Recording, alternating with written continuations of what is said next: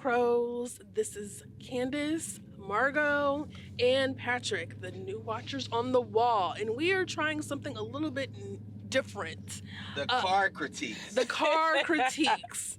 Cinematic car critiques. Cinematic car critiques. Okay, it's not complete alliteration, but there's 3 C's. So, but we just left from seeing Wicked with Cynthia Erivo and Ariana Grande, and let's get our first reaction to what we saw. Justice for Elphaba! That was sad. It was sad. It was a very joyful movie. Of course, it's a musical. Lots of singing and dancing. Yeah. A lot of some standout characters for me that were kind of like background characters were Bowen Yang, who played one of the friends of Glinda, and his deadpan humor, his wry wit. I just loved that character, even though he was a very tiny part. Ariana Grande was great as Glinda, formerly known as Glinda. Is that right? Or is it backwards? Anyway, yeah, you're right. Formerly known Glinda, now Glinda. Glinda. But I really enjoyed it. Usually I like darker musicals like Pippin and all that jazz. But this was it was great. I mean, the voices were excellent. The story. Elphaba, when we think of these villains, right? I think now we're in an age where we're looking at villains and questioning their motives or whether they are actually villains. Mm-hmm. And that's pretty much this movie to me. But it was really good, and it was really sad, and it was really heart-wrenching. And what were your thoughts, Margot? Yeah. I feel like it didn't help how they started the movie. I don't know if you're gonna release this video like before people see it, but spoiler alert, the way that they started the movie, it was just like, wow, okay, let's celebrate that she died. Like, I mean, not spoiler alert if you see Wizard of Oz. Like, that the Green Witch, they put water on her and she melts. I'm melting. So it was just crazy how they started the movie with everybody so happy and celebrating that she died, including the girl who's supposed to be her friend, and then you just see how they become friends. Like, yeah, and then just to see how she is during the movie, and then to go back and realize the beginning of the movie and how everybody was celebrating. It's like, damn, this girl never had a chance. She never had a chance. I blame her mom. Number one, her mom should have been honest about the shiesty stuff that she was doing. Because her mom was not honest. That led her to... Her mom was a hoe. A ho-ho-ho. A ho-ho-ho. And because of her mom's actions, that's why her sister ain't got no legs and cannot walk. Because of her mom. Putting them damn shoes on her. That's fucked. Why you put them shoes on that girl knowing she rude. Can't walk? That's rude as hell. Okay, well, Patrick, what do you think? Let me get some of this. So, I was pleasantly surprised. The visuals in the film were absolutely amazing to me. I was sitting there the whole time. As an independent filmmaker, I'm just sitting there thinking, how many takes and tries did it take to get some of those scenes successful? Especially those large choreographed dance scenes where there's a lot of camera movement, people are moving out of the way, coming in front of the camera, coming out of the frame. Absolutely amazing. I enjoyed the costumes, and I just thought the overall acting was really good as well. And to be honest about it, I'm not a musical person. Like, I'm not a person who like flocks to the movies to go see a musical. This thing, at no point did I feel bored. Did I feel like, damn, can they stop singing? I enjoyed literally, I enjoyed like every bit of it.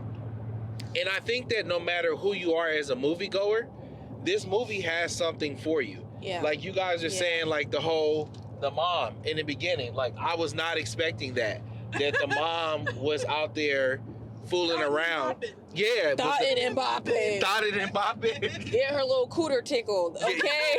I'm telling you, I wasn't expecting that. So I was like... Literally let that man go out the front door, and then she was beckoning the other men through the back. It was like, ooh, and then scandalo. And then they made that part a musical. Yeah, they sure did. like they dancing and singing. He picking her up, put her on the piano. I was like, damn. Yeah. So I enjoyed that. So like anybody, no matter like what kind of a moviegoer, I think they had something for you. Like that was an interesting perspective. And then to kind of see how she was ostracized.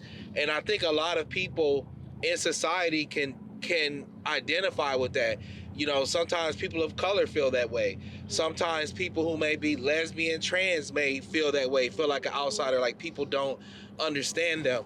And then even like the diversity of the characters that we saw gay characters, you could tell. We saw individuals with disabilities. Disability, yes. Yeah, so it was solid. I just want to talk about our favorite scenes of the movie. Yeah. Okay. So my favorite scene of the movie was at the very end when she gets the broomstick and she gets the cape, and she in the slow motion of her moving the cape, and then the hat. I mean, that was beautiful to me. I loved it, the slow motion. But her singing the second half of Defying Gravity was really, really, it was so cinematically beautiful. And it really kind of made me tear up a little bit. And then also the fact that she sang that live while they were recording her. So she was doing all of those on that wire work, and she was singing the song. So all of the singing Ariana Grande and Cynthia Erivo did were they were not what do you call it, recorded or dubbed over. They were singing it live while they were filming. And so for her to be able to do all that and hit those notes, that song is a hard song to sing. Yeah. Because of all the note changes so quickly. I'm sounding like I'm like a music major, like I know what I'm talking about. But it just was just so, and she did it so effortlessly. Mm-hmm. And also too, the way that the actress, Cynthia Erivo, she can like show emotion and hurt and so subtly. Yes. It's not overt. Yes. What do you think? Yes, I agree. I feel like, because we don't really hear her singing until her first song with The Wizard and I. And like you hear everybody else singing when they like are celebrating her death. You hear Ariana Grande when she's like doing her opera, right? She's in Glinda mode. But when you finally hear her sing like The Wizard and I, you start to hear some of like that hurt and that soul that she's been through. It could be because she's black, yes, but also like you can just hear the soul and like the depth that's within her voice when she starts to sing Wizard and I. And then for sure, I think it fully matured once she does Defying Gravity. I would agree with you with that for sure, 100%. What about you? Yeah. There was a lot of memorable ones, but I think the one that kind of stood out to me, and then it has some parallels with just like real life, is when she found out that the Oz wasn't about shit. When she found out that this dude was a whole fraud. You know, she's over there reading spells out of the book, and she gives it to him and says, well, no, you do one. And he's just a regular man who's been able to use technology and pull a wool over everybody's face, so to speak. Yeah. Yeah, and it kind of reminds me of just like Everything. yeah, that is just like how like sometimes like people use technology, like even like when colonizers took over other places, they did so with technology. Not that they were better warriors or Guns, knew more germs, and or steel. You said what? Guns, germs, and steel. That's what they had. All they had. Okay. There you go. So that was my favorite part, when she realized that he wasn't nothing, and then also the look on his face when he saw that she started to believe in who and what she was. Kind of like how Neo recognized who he was, and Morpheus is like, he's starting to believe.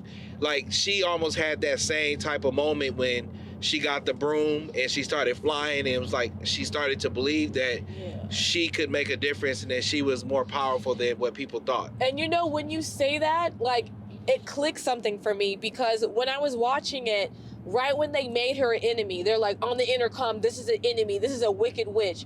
I was like, wow, they didn't really try to convince her anymore. But now I get it because of what you said. There's no more convincing. She already knows who she is at that point. She already knows. She said, wait, I don't need to fear him. He need to be fearing me. I'm the only one that got the power in this entire Oz realm. Yep. So it actually clicked for me when you just said that, because it was weird. I was like, they made her an enemy so quickly, but I get it now. Yeah.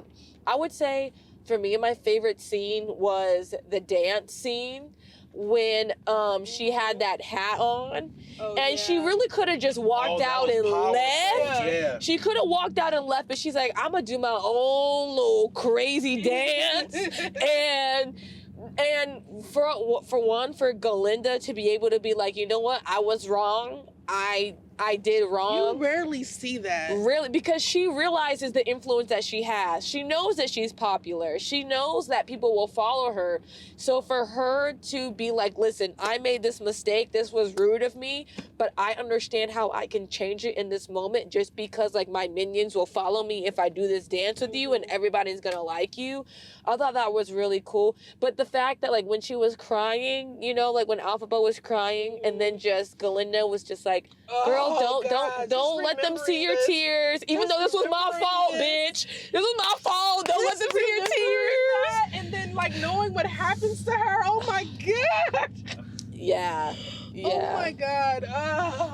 And then like it was an interesting take on me about like just the Wizard of Oz and stuff in general. You know, I've never read the books, so I'm coming at this from like a perspective of like not really knowing that kind of stuff. But to see the other side of the story, right? Because it kind of reminds me of that quote where it's like, what's that quote about like the person who wins, they get to dictate the history? Right. The victors write the history book. The victors write the history book, right? To bring folks together is to give them a real good enemy. And growing up, you always thought she was like a bad person, a wicked individual. But when you see this backstory or this version of the backstory, you start to realize that there's more there, and that once again, it's just that reminder that the victor gets to write history, and how they literally tried to watch history right before us when they put her on the intercom and was like, she don't believe anything she says. She's wicked. She's blah blah blah. And everybody turned on her, even the person that she built the relationship with. Like, it's just crazy how, like, there's, to me, a lot of parallels about, like, real life, about how people respond. Yeah. Yeah, and I just made this connection. Oh, my goodness. Her sister, the one in the wheelchair, her sister. In the original... She ain't shit. she ain't.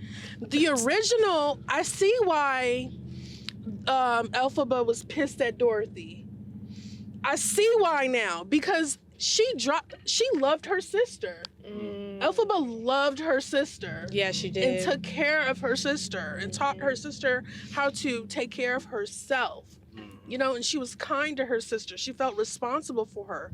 And so for this chick to drop a house on her, no wonder she was acting like that. But that's where we meet her, when she's just angry about in them shoes. Glinda gave that girl them shoes. Like what in her, I mean, it's just all coming together. It's just all clicking. Yeah. And the sister, something must have happened with the sister to make her turn a certain way to where the Munchkins were like afraid of her. Yeah. So I can't wait to part 2. Yeah, that was also a surprise, because we saw they had their little spiel in the beginning and da-da-da-da-da, and then it says Wicked Part 1. And Candace and I looked at each other, we were like, Part 1? You ain't tell nobody it's gonna be in two movies? Like, maybe they did, but I didn't hear that it was gonna be 2. Yeah. Yeah. But so to get ready to wrap it up, what would you rate the film, and who do you think the film is for? I gave this a 10 out of 10. It was great. It was great. And it looks like they broke the Wizard of Oz curse. Because Wizard of Oz movies it's known that they don't do well when they come out in theaters. So breaking the curse, that was great. 10 out of 10. I would also say 10 out of 10 as a person who likes musicals and watches musicals, but also somebody who appreciates like actual depth within the musical. It had all the depth. It was all there.